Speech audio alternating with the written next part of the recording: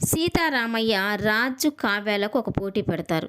Jagadish Chandraprasad project ఎవరైతే పూర్తి చేసి మెప్పించి ఆ కాంటాక్టు మన కంపెనీకి వచ్చేలాగా చేస్తారో ఆ గెలిచిన వాళ్ళని సీఈఓ సీట్లో కూర్చోబెడతానని చెప్తారు. ఇక రాజు ఓడిపోతే కావ్యను మనస్ఫూర్తిగా భార్యగా ఒప్పుకొని ఇంటికి తీసుకురావాలి అని చెప్తూ ఉంటారు. ఇక రాజు అయితే నేను ఓడిపోతే ఏం చేయాలో చెప్పారు, అదే ఈ కళావతి ఓడిపోతే ఏం చేయాలో చెప్పండి అంటుంటే, ఇక సీతారామయ్య ఏం చెప్పాలనుకుంటున్నావో నువ్వే చెప్పు అని అంటుంటే, ఈ కళావతి ఓడిపోతే ఆఫీసు మొహం కూడా చూడకూడదు అని కండిషన్ పెడుతూ ఉంటాడు. ఇక రాజు, కావ్య ఒకే ప్రాజెక్టు మీద విడివిడిగా పనిచేసి ఎవరి ప్రాజెక్టు ద్వారా కంపెనీకి కాంటాక్ట్ వస్తుందా అనేదానికి ఇద్దరు పోటీ పడుతూ ఉంటారు.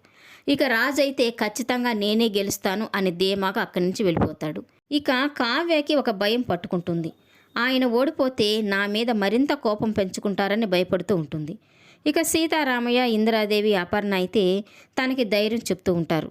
నువ్వు ఈ పోటీలో గెలిస్తే జీవితంలో గెలిచినట్టే, నీ మీద రాజుకు ప్రేమ ఉంది, అది బయట పెట్టడానికే ఈ ప్రయత్నం అని చెప్తూ ఉంటారు. ఇక కావ్య కూడా మీ అందరి అభిప్రాయం అదే అయితే నేను కూడా మీరు చెప్పినట్లే చేస్తానని చెప్తూ ఉంటుంది. ఇక మరుసటి రోజు రాజు తను రెడీ చేసుకున్న ప్రాజెక్టును తీసుకొని ఆఫీస్కి వస్తూ ఉంటాడు. ఇక తనే గెలిచినట్టుగా, కావ్యను ఓడించినట్టుగా ఊహించుకుంటూ నడుచుకుంటూ వస్తూ ఉంటాడు. ఇక అదే సమయానికి కావ్య కూడా రాజుకి ఎదురుపడుతుంది. ఇక తనను చూసిన కావ్య అయితే నా ముఖం చూస్తే అదృష్టమని ఎవరైనా మీకు చెప్పారా అని అంటూ ఉంటుంది. ఇక రాజు అయితే ఒక్కసారిగా తనను చూసి నవ్వుకుంటూ, అసలు నేను ఆఫీసులోనే ఉంచకూడదని కంకణం కట్టుకున్నవాడిని, అలాంటిది నీ ముఖంతో నాకేంటి పని, గుమ్మడికాయ ముఖం అంటుంటాడు. ఇక కావ్య అయితే అవునా, ఈ గుమ్మడికాయ ముఖం బూత్ బంగ్లాలో తలకాయల కనిపించింది ఎవరికో అంటుంటే, ఇక అక్కడే ఉన్న శృతి అయితే బూత్ బంగ్లా ఏంటి మేడం అని అడుగుతూ ఉంటుంది. ఇక ఆ మాటలకి రాజు అయితే హలో మతిలేని శృతి, నీకన్నీ కావాలి, నోరు మూసుకోనుండు అని తనని అరుస్తూ ఉంటాడు.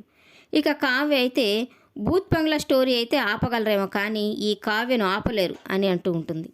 ఈ వీడియో నచ్చినట్లయితే లైక్ చేయండి, సబ్స్క్రైబ్ చేయండి. Thank you for watching.